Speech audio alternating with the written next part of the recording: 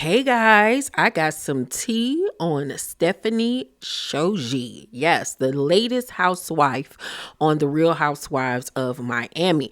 Now, ever since this season began and we were introduced to Stephanie, she came in with a bang, all right? Big bucks, showing her private jet where she flew from Miami to like Tampa, Florida to go pick up her dog, her businesses, the apartment building she owns, the food court thingamajigga that she created with her husband's money, the fact that he's an older man and she's the second wife, mind you. He got two daughters that's around her age, child. Yeah. Well, there was this post that started going around the blogs from Reddit where it says something about Stephanie seemed really off to me, so I did some digging. You can tell she has worked hard to scrub the internet of her shady past, but never underestimate the sleuthing abilities of Redditors. Here's what I found. Oh, and this is all allegedly true. She likes to sue people that call her a gold digger, allegedly. Stephanie was her husband's wife's assistant. She had an affair with him. She says she has been with him for 11 years. He was officially divorced in 2019, so you do the math. His ex-wife and two daughters don't speak to him. The daughters are suing him for taking $6.7 million out of a trust he created for them. For years, Stephanie was a mistress to this rich older man. She worked for the wife and snaked her way into his life and company through that job. She inserted herself into the company and acts like she helped build this massive real estate empire and positions herself as a girl boss. For years, she has been a Miami influencer, posting pics of her enjoying the wealth she acquired from being a mistress.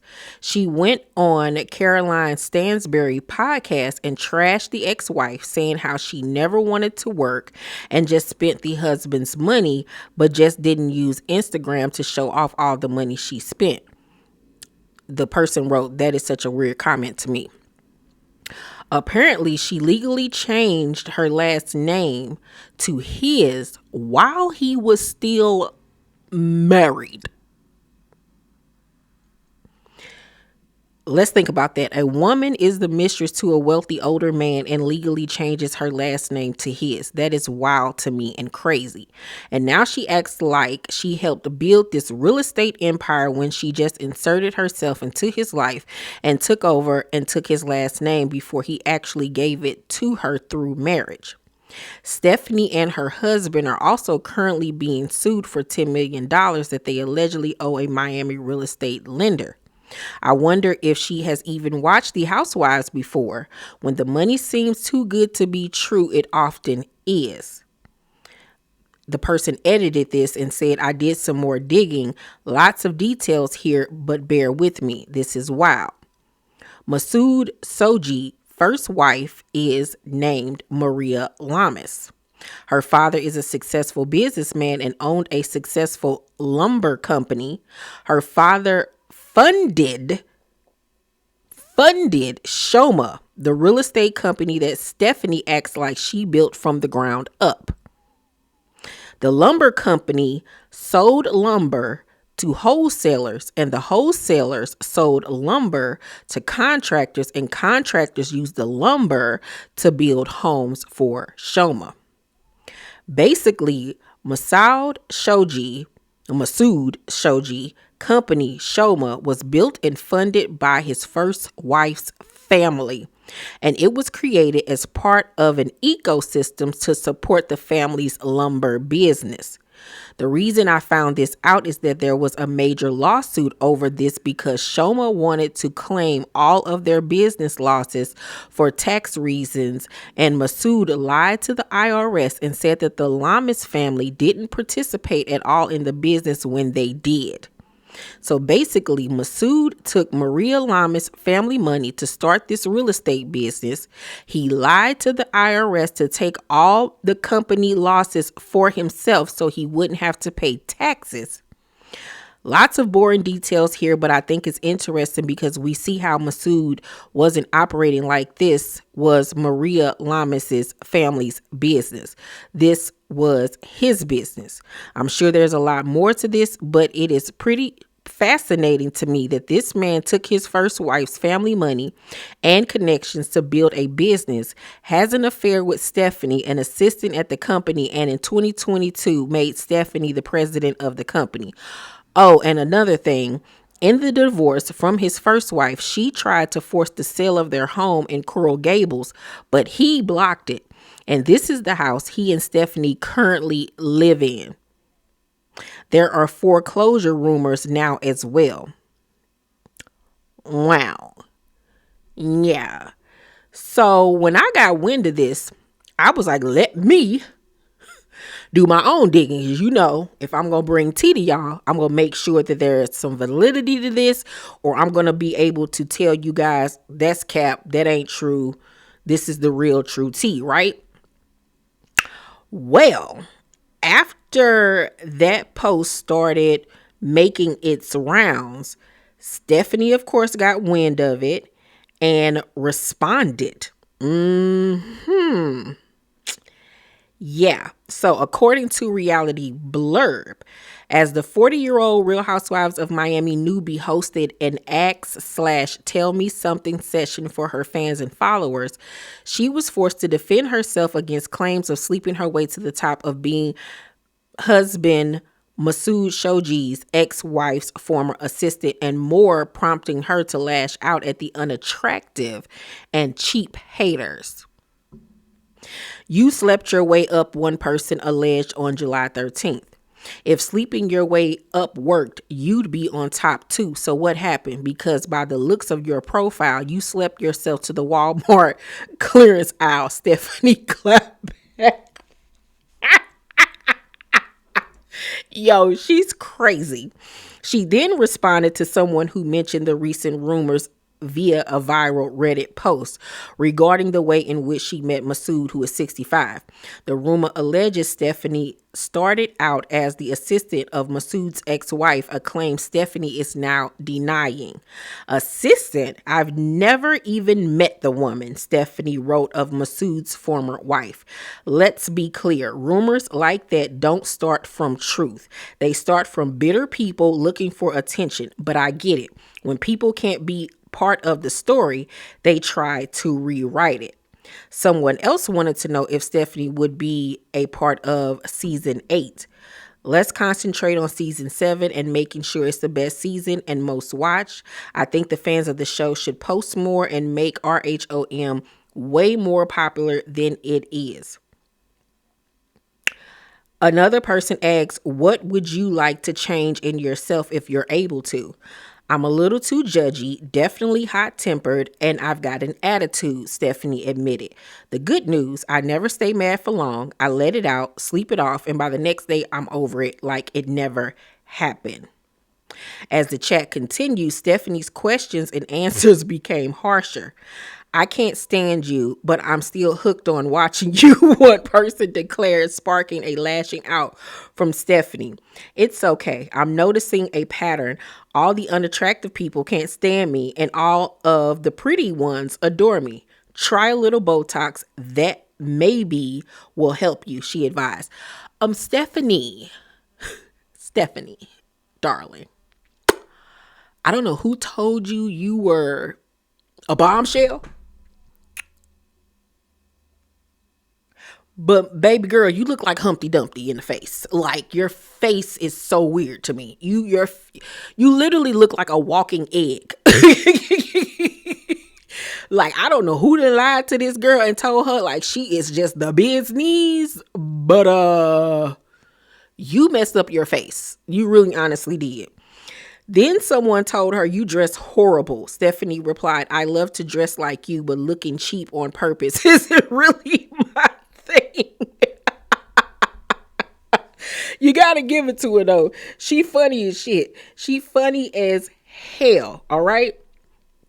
Now, in regards to the Shoma group, I got some more tea. So, City National Bank of Florida has initiated an $8 million closure lawsuit against Masood Shojajee, the CEO of Shoma Group, over two high-profile properties. The lawsuit stems from Shojajee's default on an $8 million mortgage, raising concerns about the implications for the Miami real estate market and Shoma Group's ongoing projects amid Shojajee's previous legal trouble. So here's the backstory. The lawsuit, which took shape on January 6, 2024, sees Shojajee standing as the trustee for the Masood Shojajee 2005 revocable trust.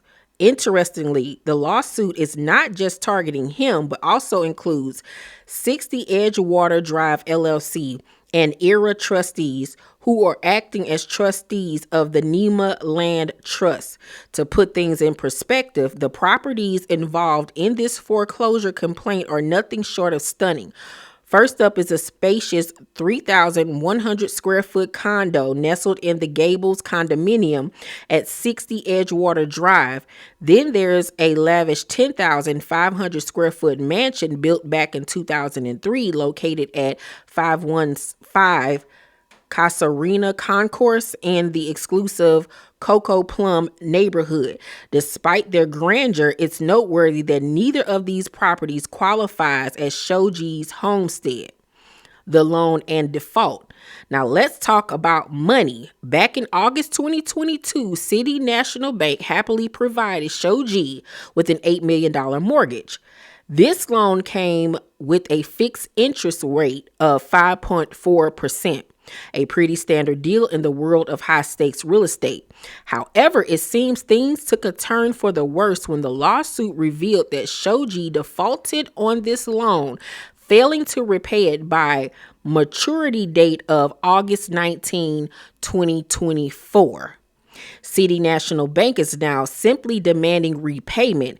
They're looking to enforce their rights based on the guarantee associated with Shojajee's trust, along with a push for foreclosure on both properties.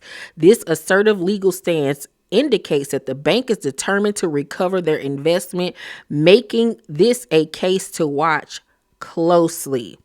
It's also important to note that this isn't the only legal issue swirling around Shojajee's head. Just last month, in December 2023, a different lawsuit involving a $10.5 million loan against him and his wife, Stephanie Shojajee, was voluntarily dismissed by Big I Financial. This brings a sigh of relief, but the current fallout from the foreclosure lawsuit is undeniably more significant, given the staggering amount at stake. Wow. So meanwhile, while they're out here flaunting their wealth on the Real Housewives of Miami, they got this lawsuit going on, child, which doesn't look good for them. Because how y'all defaulting on loans, but you out here going from Miami to Tampa in private jets and talking about, oh, my Versace and my Hermes this and my Hermes, like, love. Y'all need to get it together. Okay. Now, as far as his wife and daughters go, I found photographs of the daughter and his wife. She's a regular looking old, woman. The daughters, regular looking old girls, nothing really special, to be honest with you, about them. But there really isn't much news or tea on them on the internet. The wife continues to work in business. The daughters, I guess, do what they do or whatever. But I do believe the Reddit article when it says that the girls don't have relationships with their father like that.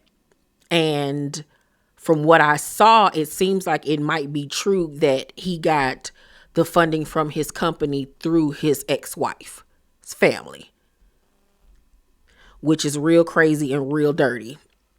That's crazy, crazy work. Crazy work. Okay.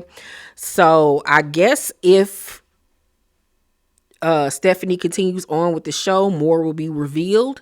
If them daughters come out telling their side of the story, child, it's gonna be crazy. And if Stephanie's sisters pop out and talk about why they don't get along with her, that's gonna be crazy too. Okay, Stephanie better be real careful because her mouth is real slick. Okay, and it looking like everything ain't as it seems over there in the Shojajee house. And you know these girls gonna get the digging in her business and start pulling receipts. Especially Alexia, since they don't get along at all. You know how Alexia and Marisol roll. Marisol had a private investigator following Dr. Nicole. What you think they gonna do with Stephanie? Okay? Yeah. So y'all let me know what y'all think about Miss Stephanie Shojajee and her family business. Do you think that she was a mistress? Let's talk about it, y'all. Please make sure to thumbs up this video, subscribe to my channel, and turn on your post notifications so you know my videos drop. I love you, T Squad, and I will see you guys on the next video. Peace.